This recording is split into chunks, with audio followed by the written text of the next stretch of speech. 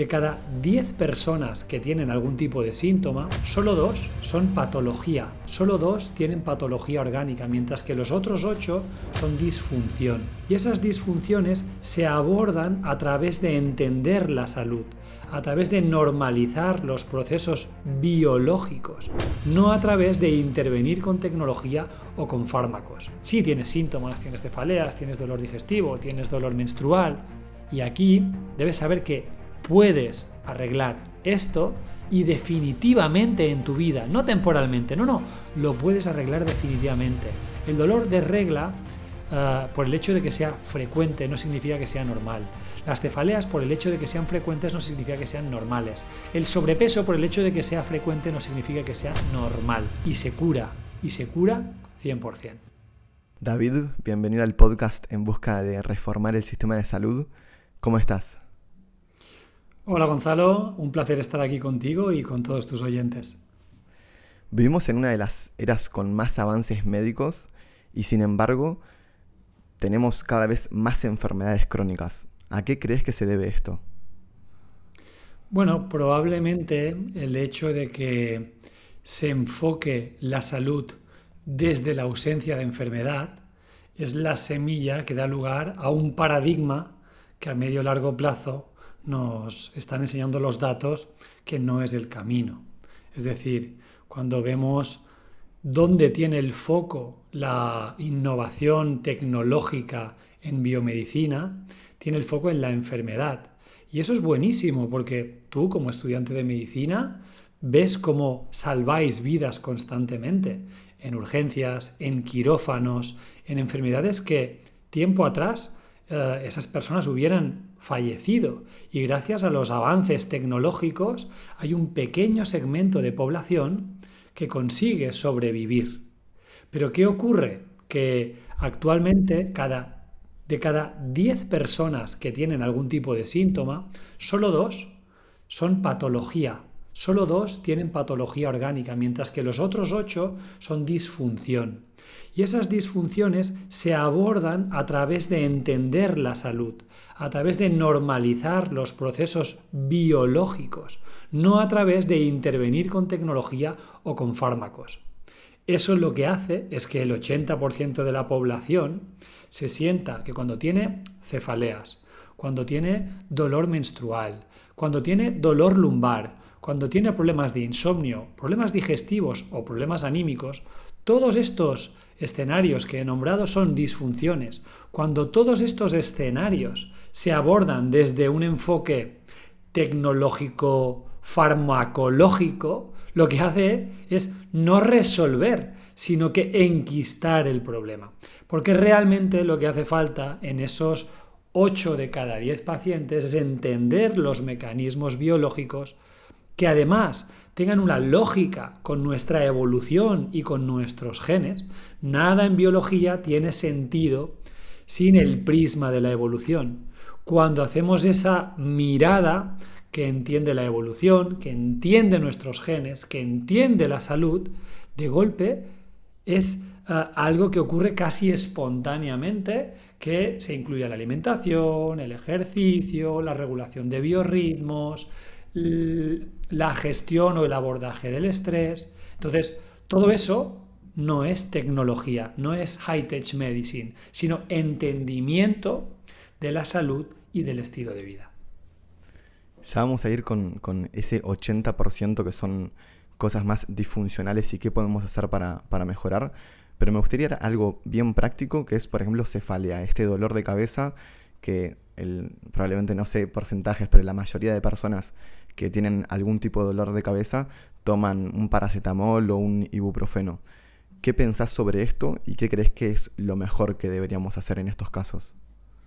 A ver, ya sea en cefalea, ya sea en un sobrecrecimiento bacteriano en el intestino delgado, ya sea una lumbalgia, lo primero que debemos hacer es entender en profundidad el origen de ese síntoma. Hay múltiples factores por los que se puede desarrollar cefalea, desde una cefalea vasomotora con una causa subyacente de histaminosis, pasando por un escenario de neuroinflamación por una hiperpermeabilidad intestinal, continuando por cefaleas que tienen un origen psicosomático, en muchas ocasiones relacionado también con situaciones de estrés, y ahí estaría la cefalea del fin de semana, cuando el paciente se relaja y entonces aparece la reacción inmunitaria. En cada caso tenemos que entender cuáles son los mecanismos biológicos, los mecanismos de acción. Pero si, por ejemplo, cojamos tomemos, que para algunos de tus oyentes el verbo será más correcto, tomemos una de las cefaleas más habituales, que sería, por ejemplo, la que tiene una base de neuroinflamación. Una mala alimentación da lugar a una alteración de la microbiota bacteriana, eso sostenido en el tiempo afecta la permeabilidad intestinal, esas uniones que hay entre los enterocitos, el tubo digestivo debe estar sellado y solo abrirse para cuando entran los nutrientes. El problema es que cuando se mantiene abierto de forma prolongada en el tiempo, a eso se le llama hiperpermeabilidad intestinal, pasan elementos al torrente sanguíneo, como pueden ser, por ejemplo, lipopolisacáridos o determinados péptidos, que lo que van a provocar es un escenario de inflamación sistémica. Esa inflamación sistémica hace que la barrera hematoencefálica, otra barrera que tenemos alrededor del cerebro, también se vea dañada. Y entonces lo que provoca es inflamación del cerebro. Mucha gente no sabe que el cerebro se puede inflamar, igual que se inflama un dedo cuando me doy un golpe. Pues el cerebro se inflama. Y en muchas cefaleas o migrañas existe inflamación en el cerebro. ¿Qué ocurre si yo lo que hago es tomar un antiinflamatorio puntual? Lo que estoy haciendo es abordar la última gota que hace que el vaso se desborde. Pero realmente el problema es la inflamación que hay de forma crónica y sostenida, que hace que el vaso esté lleno. Tenemos que mejorar la diversidad bacteriana a nivel del intestino, cerrar la barrera intestinal, bajar la inflamación crónica de bajo grado y recuperar la barrera hematoencefálica. Ahí no necesitaremos el tratamiento agudo, ya sea con analgésicos o con antiinflamatorios o con la combinación de los dos. Cuando estás en ese momento de crisis, oye, pues los fármacos están para eso, ¿no? Y está fantástico, pero no podemos solo quedarnos con, bueno, como ya existen los fármacos, cuando te duela, te lo tomas. Porque ¿qué ocurre? Que esa inflamación crónica en el cerebro va a hacer que cada vez vaya a peor y que también sea un pozo para poder desarrollar otro tipo de patologías, ya sean de tipo psíquico, porque se altera el metabolismo de los neuromensajeros cuando hay neuroinflamación, o favoreciendo patologías neurodegenerativas cuando ya estamos en una edad un poquito más avanzada. Y claro, porque probablemente esto es algo que se tiene que hacer como súper personalizado, de entender cuál es la causa en cada persona, pero ¿crees que hay algunos factores principales que contribuyen a la mayoría de población que hacen que cada vez haya más enfermedad? ¿A nivel de cefalea estamos hablando o de enfermedad de forma genérica? De forma genérica. Vale. Yo diría que cuando estamos hablando de disfunción, de esos 8 de cada 10, porque después esos 2, un accidente de tráfico, una enfermedad rara, una situación de urgencias, eso es otra cosa. Y para eso la medicina solo podemos dar gracias a la tecnología, a los fármacos, a la cirugía, a la medicina. Solo podemos dar gracias y por eso siempre insisto que es algo complementario. En ningún caso el enfoque integrativo versus el enfoque alopático son antagónicos. En ningún caso son absolutamente complementarios. Eso es fundamental.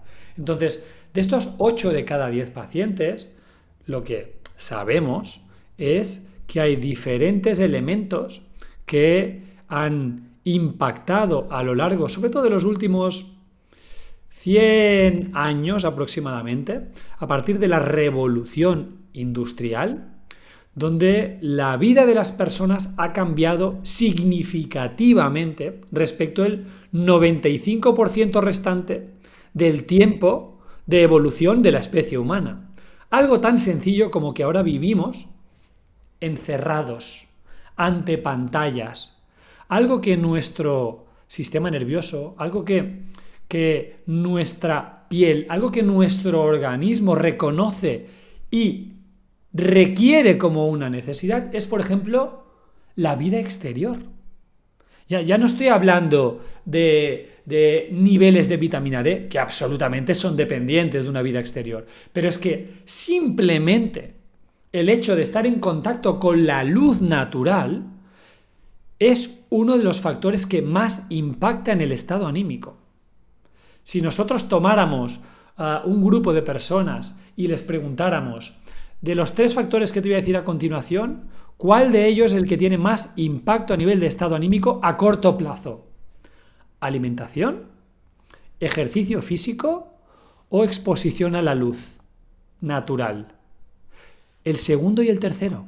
La alimentación es muy importante y hablaremos de ella, pero la alimentación impacta más a largo plazo. A corto plazo, en un día, sale el sol, sales al exterior e impacta en el funcionamiento de núcleos tan importantes como son el hipotálamo, la hipófisis, etcétera, etcétera, etcétera. Entonces, vida exterior. La falta de vida exterior es una epidemia actualmente.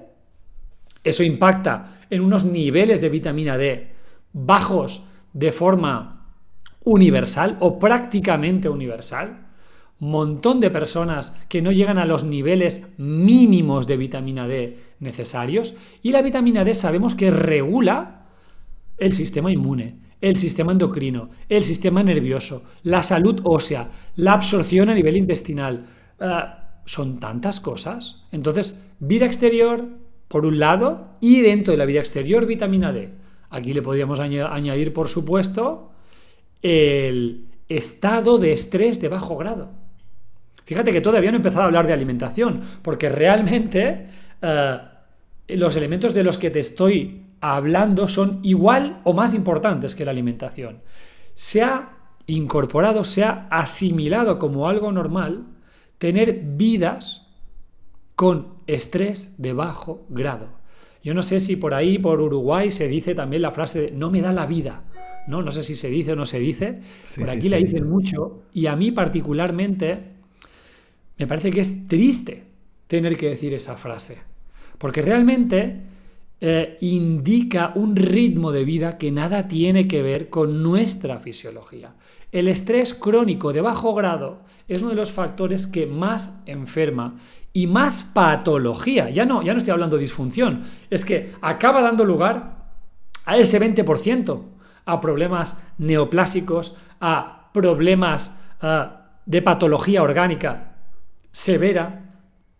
Obviamente, añádele, pues, cómo a partir de la revolución industrial, la alimentación ha pasado de ser alimentos a ser productos procesados comestibles, ¿no? Tú vas a un supermercado y es que, vamos, yo creo que habrá un 20% de alimentos, todo lo demás son productos comestibles envasados, ¿no? Y ahora está la moda de algunos influencers mirar si los productos que tiene son alimentos, ¿no? Si tiene como mínimo en los 3 primeros algún alimento o no. Por Dios santo, es más sencillo. Es más sencillo. Directamente frutas, verduras, tubérculos, carne, pescado, marisco, agua, huevos. Eso no viene envasado nada. Nada de eso viene envasado. Pero ¿sabes qué ocurre? Que no tiene una industria que haga anuncios. Cuando tú miras la tele, lo que vemos es que hay anuncios de productos que te prometen bajar el colesterol, de productos comestibles que te prometen salud ósea. Ya, pero es que es una auténtica mentira. Es una auténtica mentira. No hay anuncios de fruterías. No hay anuncios de pescado, cuando es lo que de verdad debería ser. Entonces, claro, nuestra alimentación ha cambiado tanto. Las grasas trans. Las grasas trans son veneno y están en todos esos productos comestibles, o en la mayoría de esos productos comestibles. conservantes, colorantes, potenciadores de sabor. Eso no son alimentos. Esos son productos comestibles.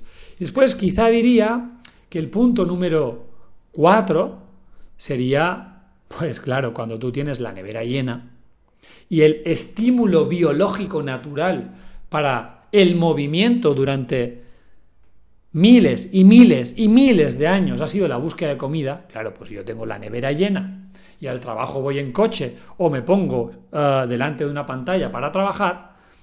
¿Qué necesidad tengo de hacer deporte? O eres una persona pues que tu cuerpo se relaciona naturalmente con el deporte, como me ocurre a mí, o lo normal es que las personas directamente no hagan deporte o lo hagan para un objetivo de pérdida de peso, pero es que después lo abandonan y vuelven a tener los mismos problemas. Entonces, creo que estos 4 pilares, la vida en interiores, el estrés crónico de bajo grado, la alimentación industrial y la vida sedentaria, combinados entre sí, añádele pues factores de predisposición genética de no más de un 30%, es decir, no más de un 30% de las patologías o de las disfunciones tienen una causa genética. Como mínimo el 70% tienen que ver con estos 4 factores que hemos nombrado. Y ya vamos a ver de forma práctica qué podemos hacer y las personas que pueden hacer en el día a día para ir cambiando esto. Pero antes me llama mucho la atención esta visión tan diferente que tenés sobre la salud. En un sistema médico que a veces incluso dice lo contrario. ¿Qué es lo que te llevó a tener esta visión? Bueno, yo estudié fisioterapia, hace ahora 23 años acabé la carrera, ya tengo mis añitos. Ya. Y la realidad es que tuve la suerte de tener un profesor que cuando el paciente venía con un dolor de rodilla, en lugar de mirar exclusivamente la rodilla, miraba cómo apoyaba el pie y cómo funcionaba la cadera. Entonces, claro, en el centro quedaba la rodilla y tensiones por abajo, tensiones por arriba, hacía que la rodilla tuviera que compensar y dar los problemas de dolor. Esta forma de entender pues la salud biomecánica despertó en mí ¿cómo te diría? El apetito, la vocación por tener una mirada más integrativa. Y de ahí progresivamente pues estudié osteopatía y entendí cómo las vísceras influían en la columna, pero a partir de ahí dije, bueno, pero es que el tratamiento de las vísceras con las manos no es suficiente. Y entonces organizamos el primer máster europeo en psiconeuroinmunología clínica, porque yo estaba como profesor y como coordinador en la Universidad de Girona, en la Facultad de Fisioterapia. Entonces organizamos el primer máster. Entonces queríamos tratar las vísceras desde dentro, no con las manos, y por eso, a partir de aquí, estudié también dietética, después estudié biología molecular. Eso nos llevó a decir, ok, muy bien, lo que comes está perfecto, pero ¿y lo que ocurre dentro de la cabeza qué? ¿Y lo que sientes y lo que ocurre en el corazón qué?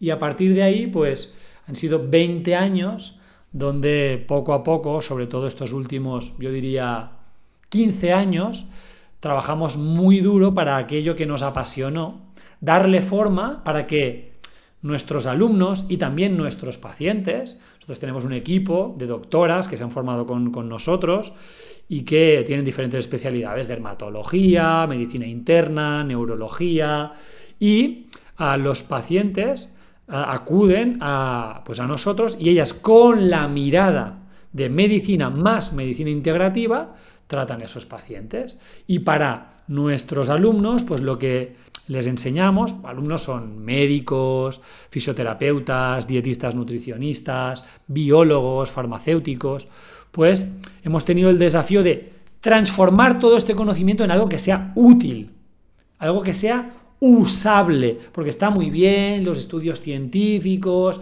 y hablar de forma genérica, pero hemos trabajado mucho en que eso fuera algo usable. Y yo creo que el trabajo, seguramente tú lo sabrás, cuando trabajas en cómo puedo explicar esto para que tú lo entiendas, eso va hackeando tu propia mente. Hay 2 formas de estudiar y que la información se quede dentro de tu cerebro y que vayas de algún modo mejorando y hackeando la forma de pensar. Una es visitar cuantos más pacientes ves, más aprendes. Y muchas veces digo que a veces tendríamos que pagarle nosotros a los pacientes por lo que se aprende visitando a pacientes y por lo que llena el corazón también ayudar a las personas. Y por el otro lado es dar clase. Entonces yo creo que dar clase y ver, seguramente he visto miles de pacientes en estos 20 años, hace que mi mirada de la salud se haya afianzado a partir de aquella semilla, gracias a aquel profesor en la carrera de fisioterapia. Qué bueno. Y ahora pasando a estos 4 puntos principales, ¿no? Que a veces es verdad que nos mencionan la alimentación y el ejercicio como lo más importante, que son importantes y vamos a hablar, pero dijiste que también la vida en interiores y la vida en exteriores incluso hasta tienen el mismo o un mayor nivel de importancia. ¿Cómo una persona que acaba de escuchar eso y no sabía sobre eso lo puede implementar en su día a día? ¿Qué significa vivir más en exteriores? Mira, te voy a poner un par de ejemplos. Uno que tiene que ver con la vitamina D y otro que tiene que ver con los biorritmos y también con la melatonina. La vitamina D, ya lo hemos dicho, es llamada vitamina, pero lo que sabemos actualmente es que se comporta como una hormona. Y una hormona que tiene impacto en el núcleo celular de células de sistemas absolutamente fundamentales. Regula la función de neuronas. La neurogénesis, la capacidad de generar nuevas neuronas, está regulada por la vitamina D. La salud ósea es archiconocido que requiere de unos niveles de vitamina D. Pero es que algo que no es tan conocido es cómo el sistema inmunológico, tanto las células que se encargan de regular la respuesta contra virus, contra bacterias, contra hongos, de reparar, son los linfocitos, un tipo de leucocito que se llama linfocitos T reguladores, son absolutamente fundamentales, están regulados por vitamina D.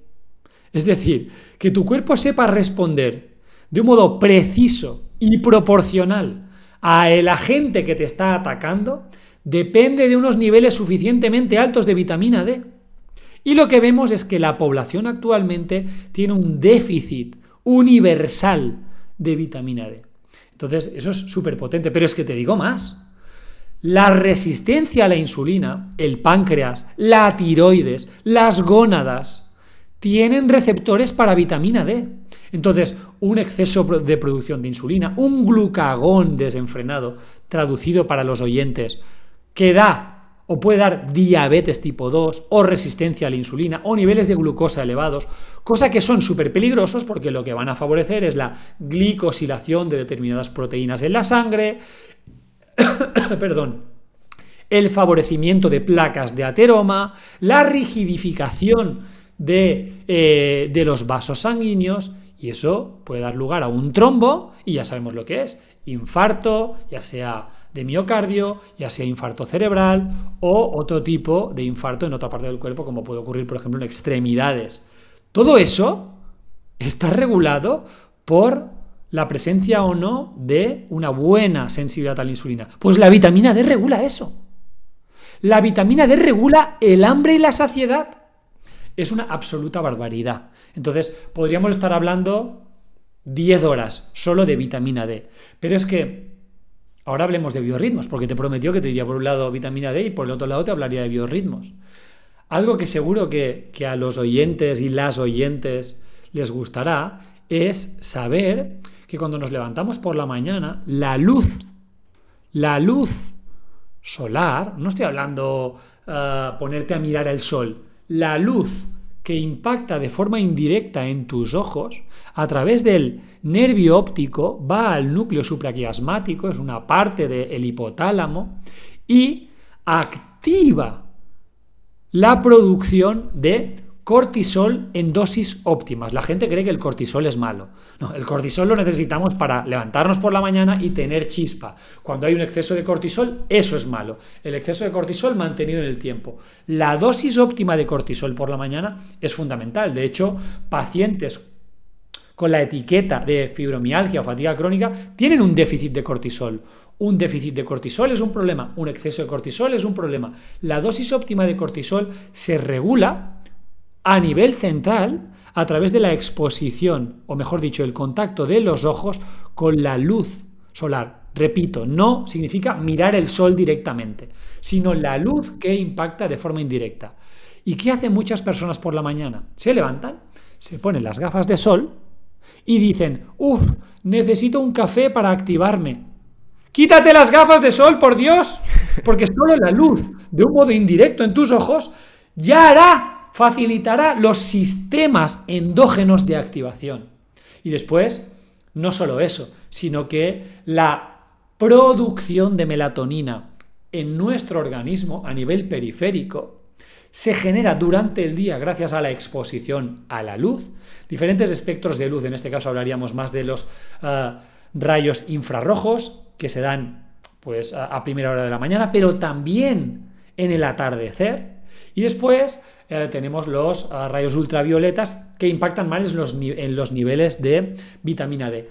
Ambos son necesarios. Luego, si quieres, podemos hablar de cómo realmente debo exponerme a la luz con sentido. Pero bueno, el hecho de tener una exposición a los diferentes espectros de luz estimula la producción de melatonina a nivel central, pero también a nivel periférico, y esa melatonina será liberada durante la noche, que también el sueño nocturno estará regulado si ha habido una exposición a la luz durante el día, ¿no? Porque si tú te pasas todo el día encerrado, expuesto a luz azul, el descanso nocturno empeora. Pues entonces, llega la noche y se libera esa melatonina. Y sorpresa, la melatonina a día de hoy se sabe que es una hormona súper potente a nivel antioxidante, antienvejecimiento y que tiene efectos anticancerígenos súper potentes.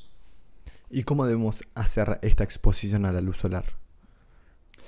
Pues esta exposición a la luz solar, voy a empezar por cómo no, ¿vale? Para que nos entendamos. Si yo estoy llevando a cabo una vida interior durante todo el año, porque trabajo en un despacho, porque trabajo en un centro hospitalario, porque trabajo en una fábrica, por lo que sea, y tomo vacaciones en verano, ¿sí? Que aquí en España el verano es julio y agosto, ahí creo que en Uruguay es al revés, ¿no? Sí. Pero bueno, tomo vacaciones en verano, y si es aquí en España, el 25 de julio, con 40 grados, me voy a la playa a las 12 y media del mediodía.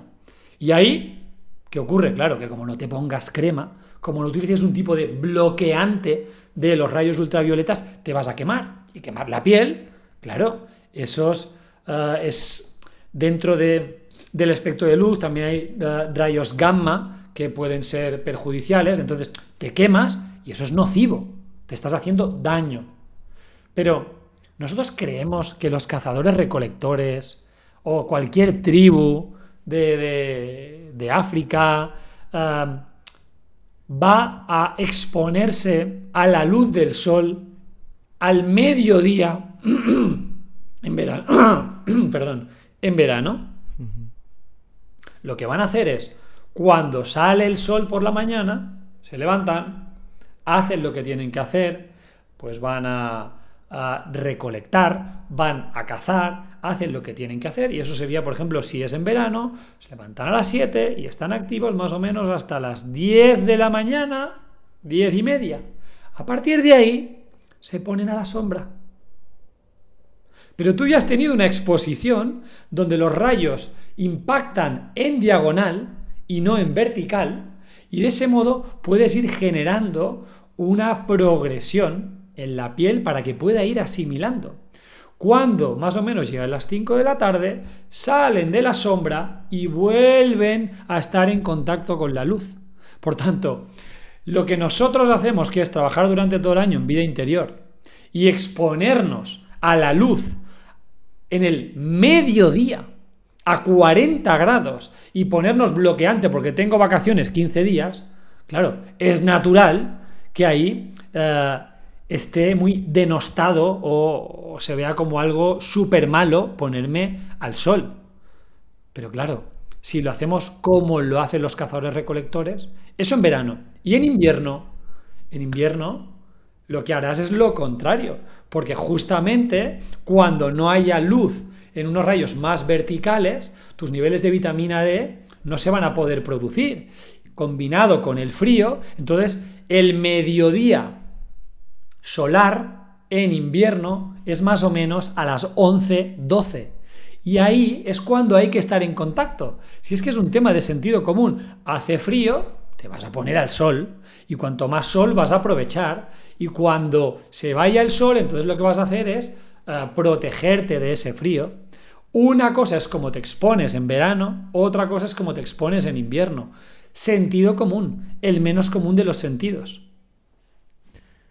Súper interesante. Y esto, claro, creo que queda súper claro de que es exponerte de esta forma, pero ¿con cuántos minutos o para que sea como algo bien práctico y Bien bien fácil de práctico. aplicar? Los estudios dicen la mitad del tiempo que tarda en aparecer el eritema. ¿Qué significa? En 20 minutos me noto la piel roja, tu dosis óptima son 10. ¿Qué ocurre? Que si tú te expones a la luz solar a las 11, 12 del mediodía en pleno invierno, la dosis que tú necesitas para tener eritema es altísima. Es altísima. A lo mejor puedes estar media hora sin ningún problema, sin tener eritema. Ahora, si tú eso lo haces en pleno verano, en el mediodía solar, vas a estar 5 minutos. 5 minutos no más. Por eso realmente no se trata de llegar en verano y exponerme el primer día 5 minutos, el segundo día 6 minutos, el tercer día 7 minutos. Hombre, si no tienes más remedio, habría que hacerlo así y evitar el mediodía solar en verano. Habría que evitarlo. Eso tiene mucha lógica, ¿no? Pero, ahora, que esto se veía aquí como una luz rara, lo pongo así. Entonces, la mitad del tiempo que tarda en aparecer el eritema, si lo hacemos progresivo durante el año, invierno, primavera, cuando llega el verano, tú ya prácticamente estás moreno. Y la capacidad que tiene tu piel de gestionar el sol es mucho mayor. Y entonces, igualmente no te vas a exponer sin un protector. Bueno, es que directamente no te tienes que exponer en el mediodía solar, en pleno verano. No, es que no tiene sentido. No, pero yo lo quiero hacer porque estoy de vacaciones. Ahí sí que te tendrás que poner algún tipo de protección. Una sombrilla, una gorra, o si necesitas, pues oye, crema que esté libre de disruptores endocrinos y ya está.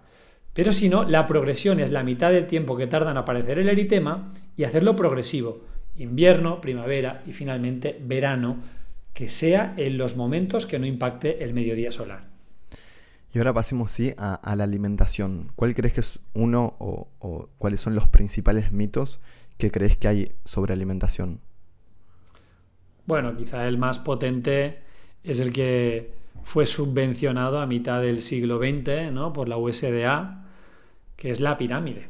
Yo diría que el mito más grande de la alimentación actual es la pirámide nutricional que se dio a conocer a mitad del siglo XX y que la llevó a cabo el Departamento de Agricultura de los Estados Unidos, el USDA. Entonces, cuando vemos que el Departamento de Agricultura de los Estados Unidos pone en la base de la pirámide el pan, la pasta, los cereales, incluso las galletas, ¿sabes?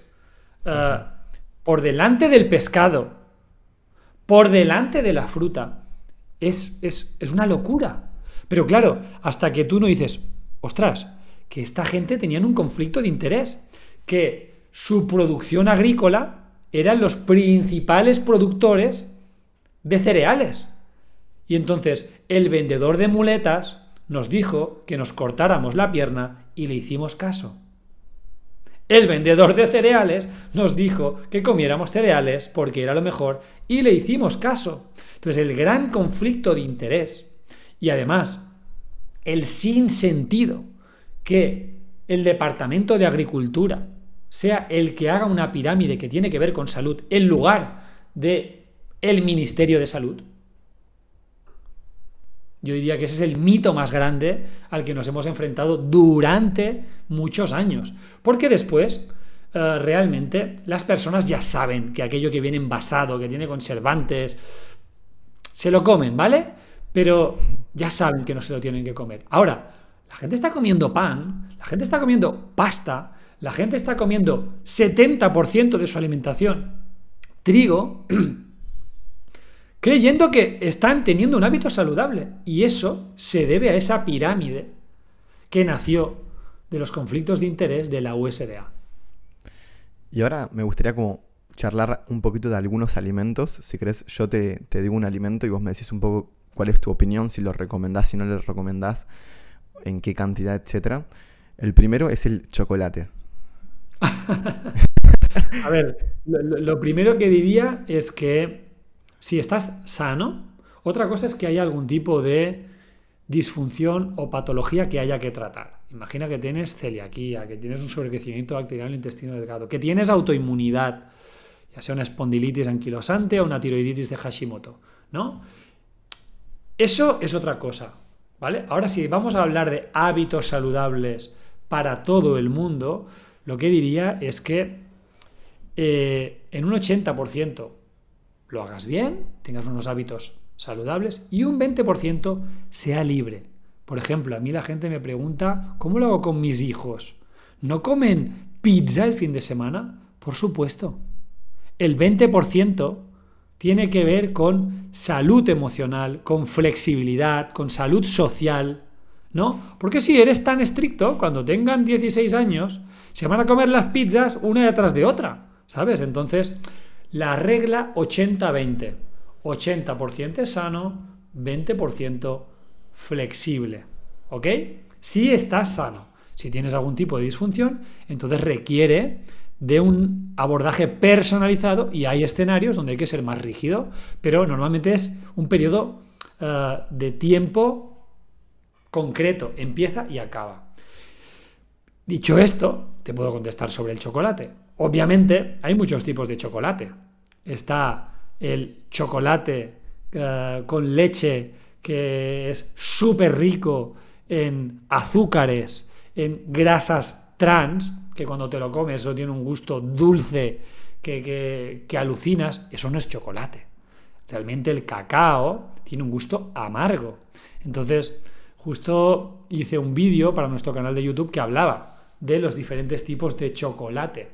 Deberíamos ir a buscar chocolates que tengan porcentajes de cacao del 70% para arriba. ¿Qué ocurre? Que en boca tiene un gusto más amargo.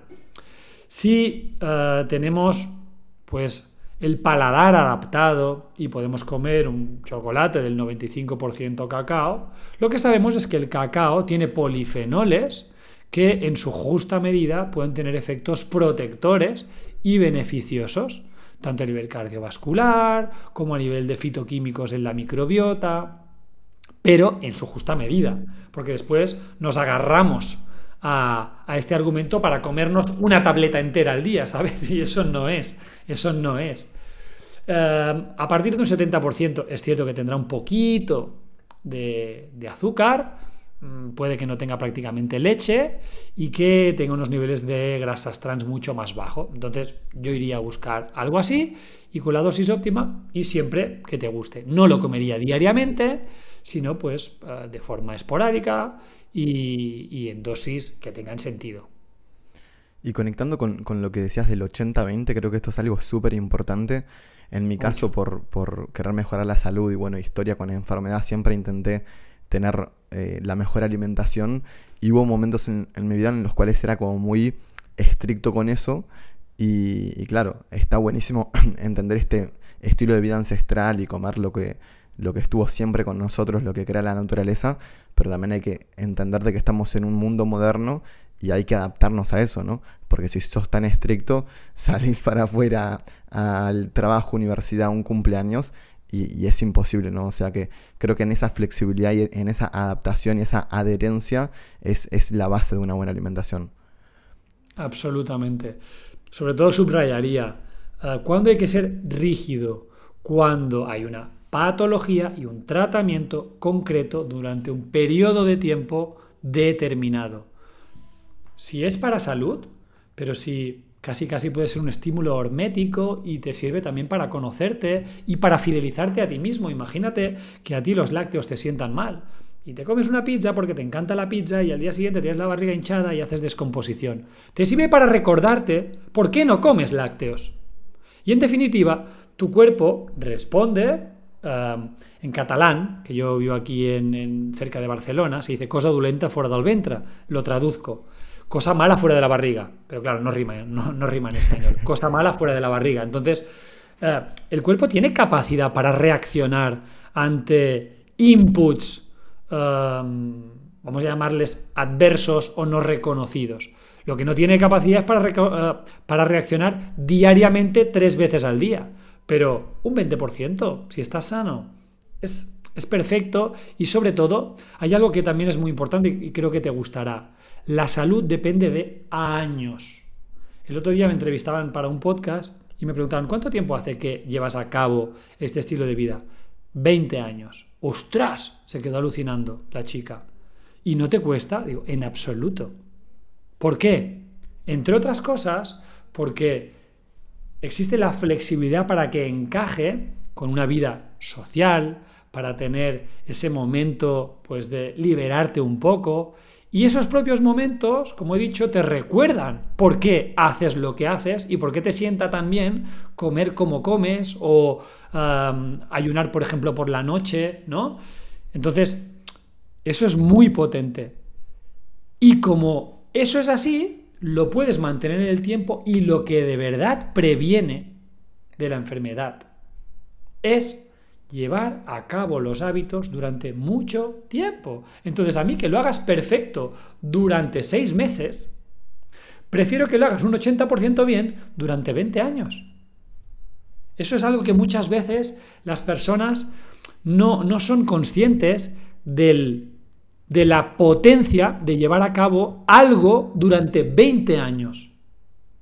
Ojo, estamos en una sociedad en la que lo queremos todo rápido, ¿sabes? Algo rápido ya, con el mínimo esfuerzo, y cuando hablas de, ostras, llevas 20 años, no le estoy diciendo a las personas que nos están escuchando que se enfoquen a cambiar hábitos para los próximos años, para los próximos 20 años de su vida, sino que construyan un escenario donde se sientan tan cómodos y les guste tanto lo que hacen a nivel nutricional y a nivel de estilo de vida, que no piensen cuánto tiempo hace que lo hago.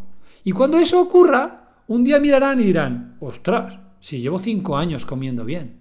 Creo que eso es muy importante. Y pasando al siguiente alimento, ¿cuál es tu opinión sobre el café? Bueno, el café ocurre algo similar como el cacao.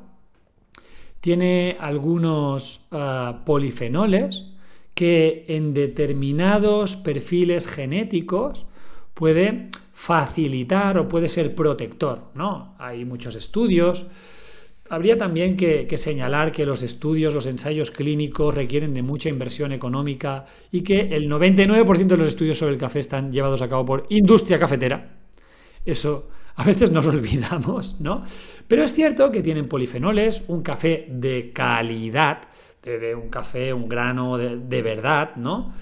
No estoy hablando de esas cápsulas que tienen conservantes, potenciadores y tal, ¿eh? Estoy hablando de grano de verdad. Tiene unos polifenoles que pueden tener efectos protectores similares a los del cacao. A nivel cardiovascular, por ejemplo, puede tener efectos protectores, puede tener efectos antioxidantes. Pero la realidad es que también existe un perfil de personas que no metabolizan del todo bien, por ejemplo, la cafeína. Pero no solo la cafeína, sino esos mismos polifenoles, esos mismos fitoquímicos que en algunas personas son protectores. Hay un porcentaje de mujeres, y eso tengo que decirlo, más o menos entre un 20-25% de las mujeres tienen un polimorfismo, una combinación de variantes genéticas, para no decir nombres raros, unas variantes genéticas que tienen que ver con un enlentecimiento en la degradación de esos polifenoles, y lo que provoca en particular es un COMT, una enzima que se llama catecol o metiltransferasa, la enlentece a la vez que otras enzimas que son los CYP1A1, 1B1, 1A2 se aceleran, unos van lentos, otros van rápidos, y en ese escenario lo que provoca, en ese 20-25% de mujeres, es que todavía se desequilibre más. ¿Qué síntomas da en esas mujeres? Problemas de dolor en los pechos, mamas fibroquísticas, sobre todo premenstrual, puede dar dolor en la regla, cambios anímicos relacionados con el periodo premenstrual. Entonces, hay que saber qué perfil genético es cada uno. Existen... Uy, no sé si te he perdido. No, yo te veo perfecto. Vale. Hay que saber qué perfil genético es cada uno y también escuchar un poco la clínica. Si eres mujer y tienes esos síntomas, pues a lo mejor vale la pena ir a algún profesional que lo pueda ver, o si no, hacer algún tipo de estudio genético para ver esas enzimas que se encargan de degradar las hormonas sexuales y que tienen mucho que ver también con la degradación de esos polifenoles. Claro, es que la salud, como hemos venido diciendo al principio, debe ser personalizada. Una cosa es la medicina poblacional, ¿no? Recomendaciones genéricas, y otra cosa es la medicina personalizada. Entonces ahí el café, pues si eres un buen metabolizador, puede ser un protector, y si eres una mujer que metaboliza lento, pues puede estar contraindicado. Vamos a un alimento que probablemente es medio genérico para todo el mundo. ¿Cuál es tu opinión sobre el azúcar? Bueno, mira, el azúcar como sacarosa, estamos hablando de fructosa, sorbitol, edulcorantes, ¿de qué estamos hablando? Sobre todo como sacarosa. Sacarosa. Hay algo que a lo mejor a la gente le sorprenderá, y es que la sacarosa se encuentra en la miel, y nuestro organismo reconoce la miel como algo fisiológico. Vale, no en estas cantidades cada día, de nuevo, ¿sí? Pero de vez en cuando la miel era algo que nuestro organismo conocía. ¿Cuál es el verdadero problema de nuestra sociedad con el azúcar? Primero es que se confunde los niveles de glucosa en sangre con el azúcar en la comida. Son dos cosas diferentes. Mucha gente no sabe que los niveles de glucosa en sangre suben más por comer pan que por comer azúcar. Eso mucha gente no lo sabe. ¿Y sabes por qué es? Porque el pan, en aquellas personas que a nivel de microbiota no han generado adaptaciones para poder comer trigo y con el gluten correspondiente, genera un impacto a nivel de la microbiota que genera una inflamación crónica de bajo grado a nivel del sistema inmune, y es la inflamación la que genera una resistencia a la insulina. La resistencia a la insulina no es otra cosa que una respuesta del sistema endocrino a un escenario de inflamación. La gente cree que la resistencia a la insulina es por comer mucho azúcar. Ojo también, ¿eh? Ahora hablaremos de qué pasa cuando comes mucho azúcar. Pero el primer error es que confunden glucosa en sangre con azúcar en comida. Entonces, glucosa en sangre casi siempre es una consecuencia de resistencia a la insulina por inflamación crónica de bajo grado. Y ahí a veces el pan es mucho peor. O las grasas trans, por ejemplo, o los aceites vegetales, o los biorritmos alterados. Yo puedo hacer que tú, comiendo sano, haciendo que una noche no duermas, tengas unos niveles de glucosa más altos. Porque solo el hecho de no dormir desenfrena el glucagón y hace que la glucosa se dispare y que la resistencia a la insulina se inicie. Entonces, son cosas que la gente no conoce y como confunde glucosa en sangre por azúcar. Ahora bien, ¿cuál es el problema del azúcar? Pues que la cantidad de azúcar que tienen los productos comestibles, no los alimentos. Los productos comestibles tienen tanto azúcar, tantos edulcorantes, tiene tanta fructosa, que ese es el verdadero problema. Claro, un poquito de azúcar así, un poquito de sacarosa así en la miel, no es un problema. Una cantidad de azúcar así cada día en productos comestibles, ese es el problema. Me gusta decir una frase que es: en biología, el tamaño y la cantidad sí importa. Y es un poquito una broma ahí, pero realmente es así. Y a veces yo creo que yo estudié el máster de biología molecular en su momento porque sentía que necesitaba entender en profundidad lo que ocurría a nivel celular, porque sentía que andaba sobre tierras movedizas cuando hablaba de salud. Y entender la biología en profundidad te enseña que no es sí o no, sino procesos que se regulan, que depende de la cantidad, que depende del tiempo, que depende del volumen, es más complejo. Entonces, un poquito de sacarosa en la miel, perfecto. Ahora, el problema es esto de azúcar con sorbitol, con fructosa, edulcorantes de todo tipo cada día. Eso obviamente desregula la microbiota, igual que el pan, igual que las grasas trans, y genera resistencia a la insulina, además combinado con los niveles de azúcar que se traducen en glucosa de un modo rápido por el índice glicémico, la carga glicémica. Entonces tienes ahí la teoría del doble impacto, ¿no? Tenemos por un lado la resistencia a la insulina y por el otro lado los niveles de azúcar que se traducen en glucosa altos. Entonces yo creo que a veces soy demasiado técnico, si soy demasiado técnico me lo dices, pero creo No, que es está quedando súper claro. creo que es muy importante ser preciso a la hora de hablar, porque si no, te vas a encontrar el influencer de turno, si comes azúcar te va a subir la glucosa. A ver, la glucosa sube por determinados mecanismos moleculares. Eso es importante saberlo. Ujú. Vamos con el último alimento, que es esto, el pan, la harina, capaz que los ponemos juntos. ¿Qué opinas? Bueno, creo que hay un pequeño porcentaje de la población que ha generado adaptaciones a nivel, sobre todo de microbiota, para poder consumir cereales, pero no es un gran porcentaje de la población. No es un gran porcentaje de la población. Y de hecho, es tan sencillo como ver las estadísticas, ver la epidemiología del sobrepeso y la obesidad. Podríamos decir que el 90% de esas personas con sobrepeso o obesidad son personas que no han generado adaptaciones para este tipo de alimentos.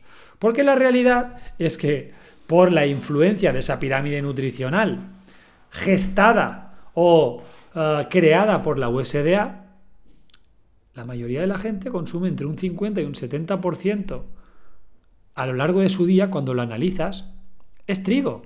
Se toman un café con un bocadillito de jamón dulce con queso.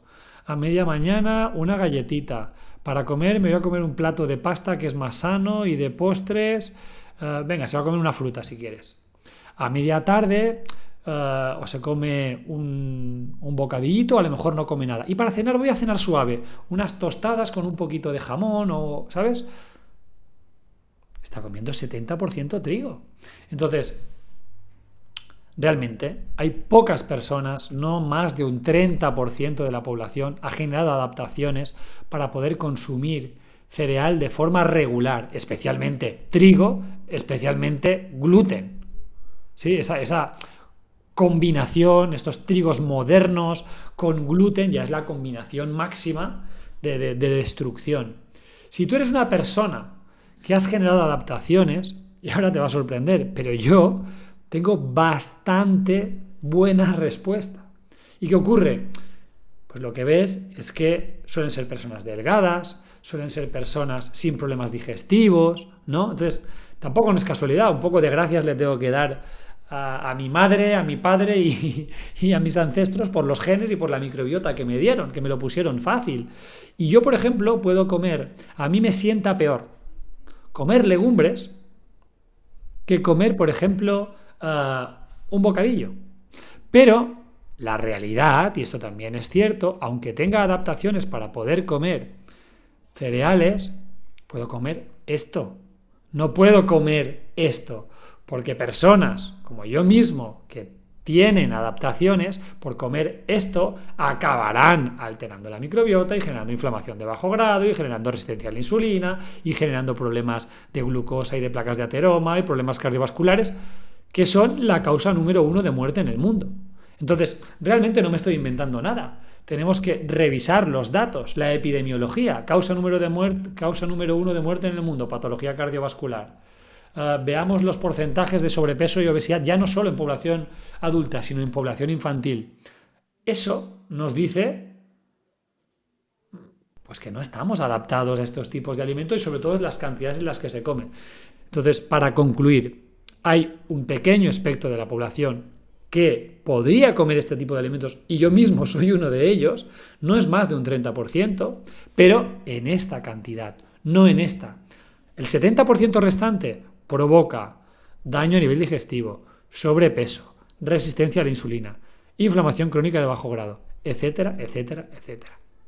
Claro, y acá es cuando muchos ya sabemos qué alimentos tenemos que dejar, pero muchas veces nos cuesta demasiado. ¿Por qué cuesta tanto a veces dejar cierto tipo de alimentación?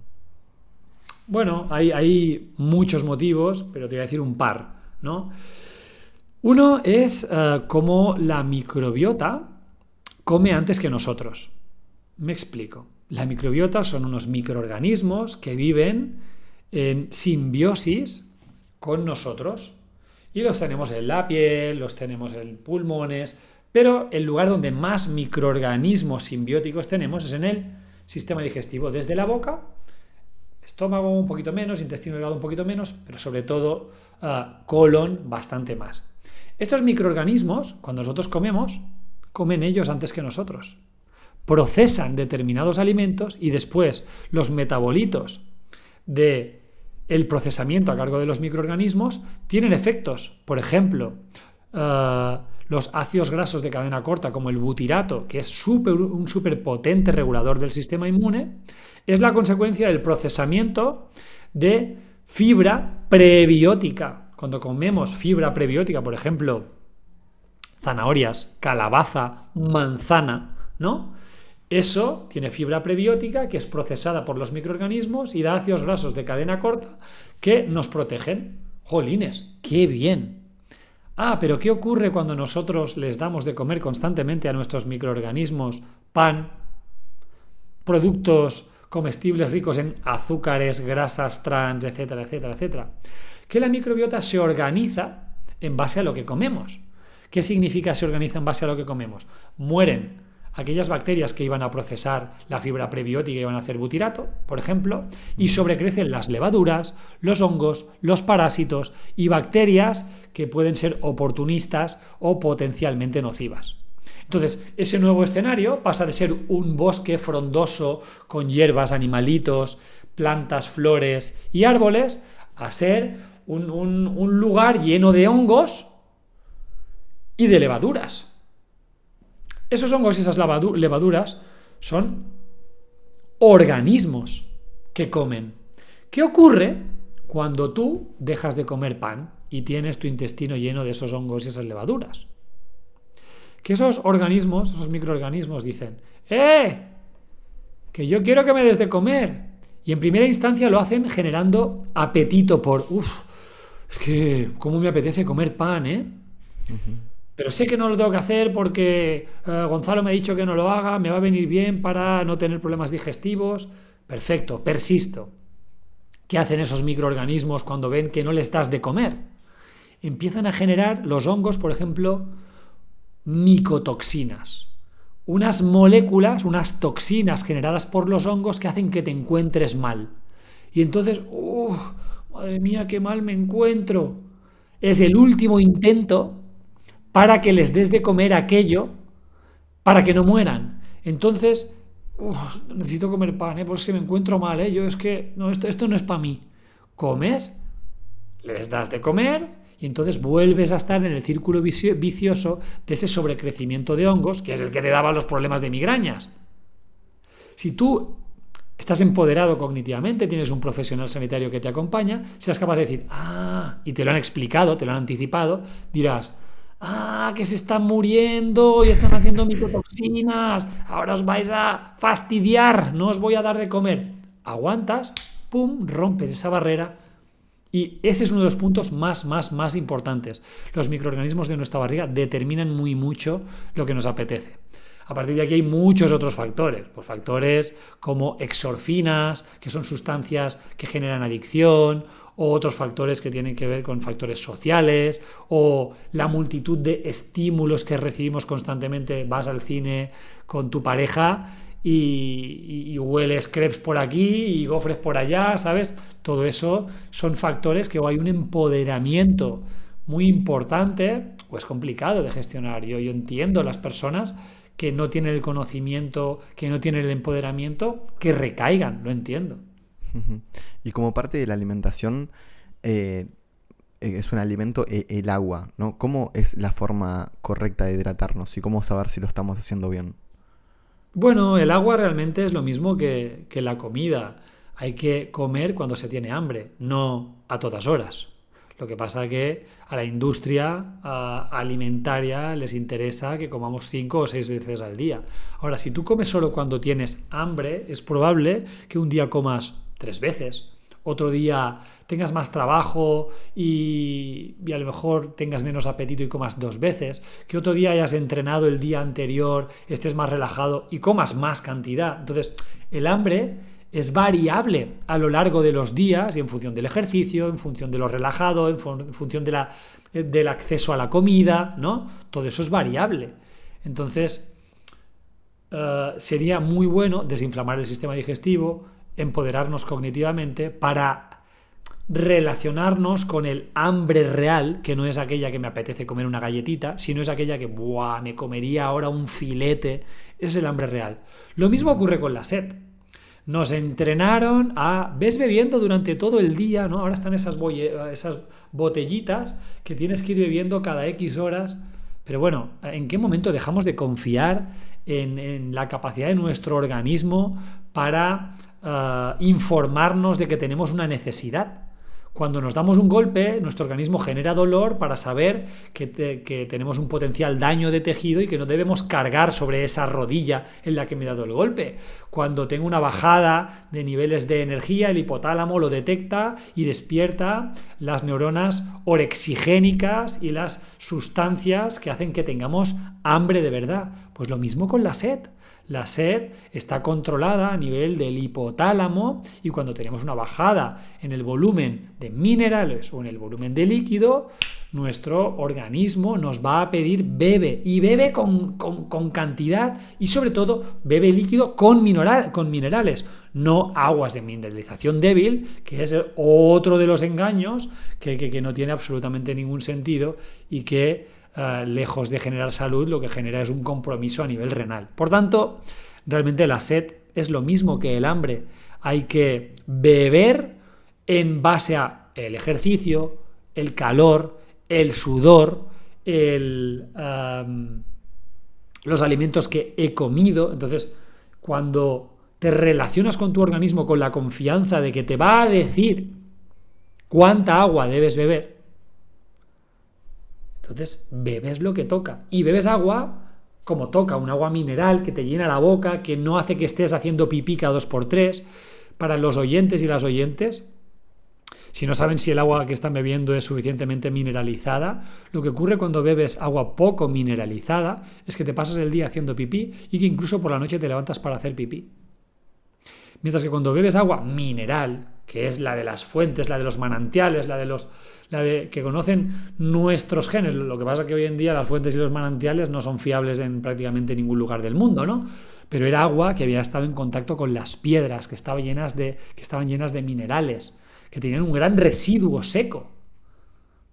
Entonces, ¿de dónde viene eso de el agua de mineralización débil? Bueno, pues de los pacientes con insuficiencia renal que, de nuevo, es una patología, 2/10, es una patología muy concreta que tiene unos requerimientos concretos.